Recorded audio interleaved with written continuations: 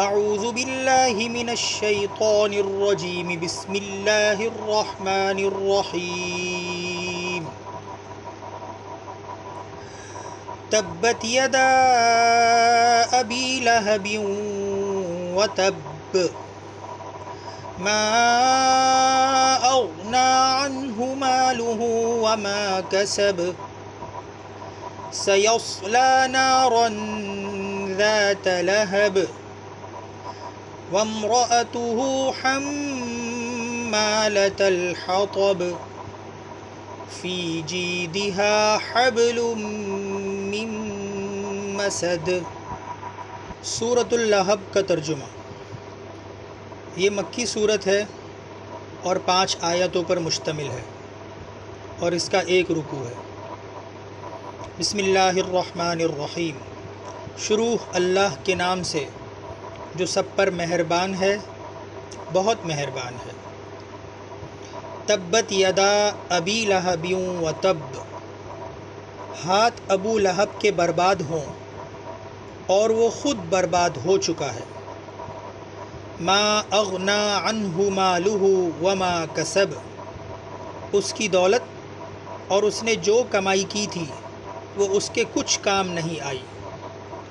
سیصلی نارا ذات لہب، وہ بھڑکتے شعلوں والی آگ میں داخل ہوگا۔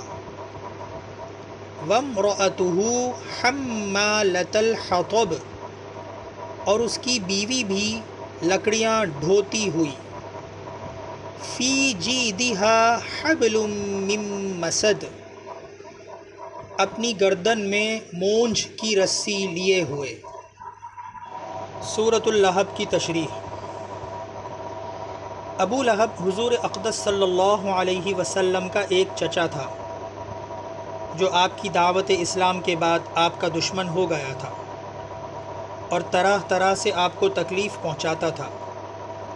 جب حضرت صلی اللہ علیہ وسلم نے پہلی بار اپنے خاندان کے لوگوں کو صفا پہاڑ پر جمع فرما کر ان کو اسلام کی دعوت دی تو ابو لہب نے یہ جملہ کہا تھا کہ تباً لک الہذا جمعتنا، یعنی بربادی ہو تمہاری، کیا اس کام کے لیے تم نے ہمیں جمع کیا تھا؟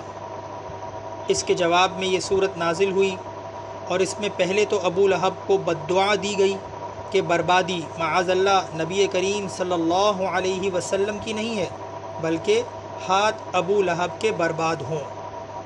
یعنی عربی محاورے میں ہاتھوں کی بربادی کا مطلب انسان کی بربادی ہی ہوتا ہے۔ پھر فرمایا گیا ہے کہ وہ برباد ہو ہی گیا ہے، یعنی اس کی بربادی اتنی یقینی ہے جیسے ہو ہی چکی۔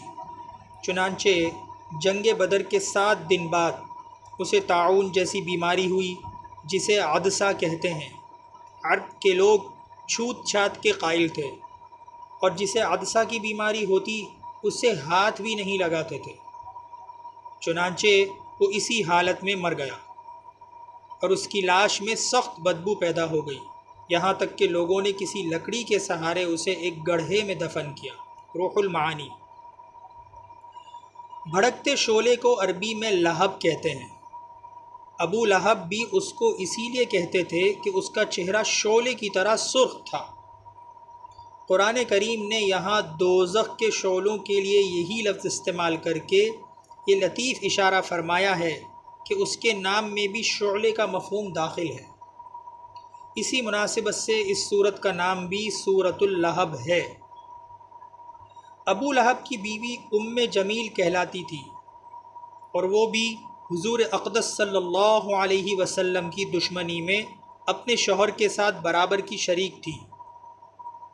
بعض روایتوں میں ہے کہ وہ رات کے وقت آپ صلی اللہ علیہ وسلم کے راستے میں کانٹے دار لکڑیاں بچھا دیا کرتی تھی اور آپ کو طرح طرح ستایا کرتی تھی۔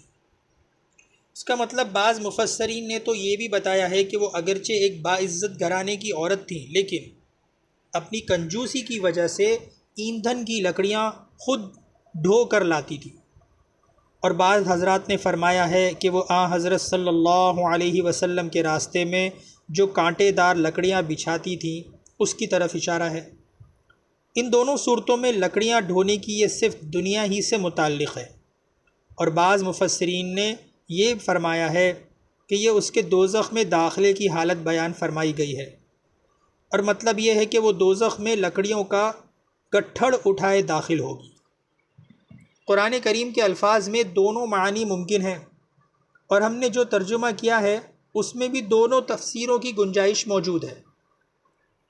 پہلی تفسیر کے مطابق جب یہ عورت لکڑیاں ڈھو کر لاتی تو ان کو مونجھ کی رسی سے باندھ کر رسی کو اپنے گلے میں لپیٹ لیتی تھی، اور دوسری تفسیر کے مطابق یہ بھی دوزخ میں داخلے کی کیفیت بیان ہو رہی ہے کہ اس کے گلے میں مونجھ کی رسی کی طرح توق پڑا ہوا ہوگا۔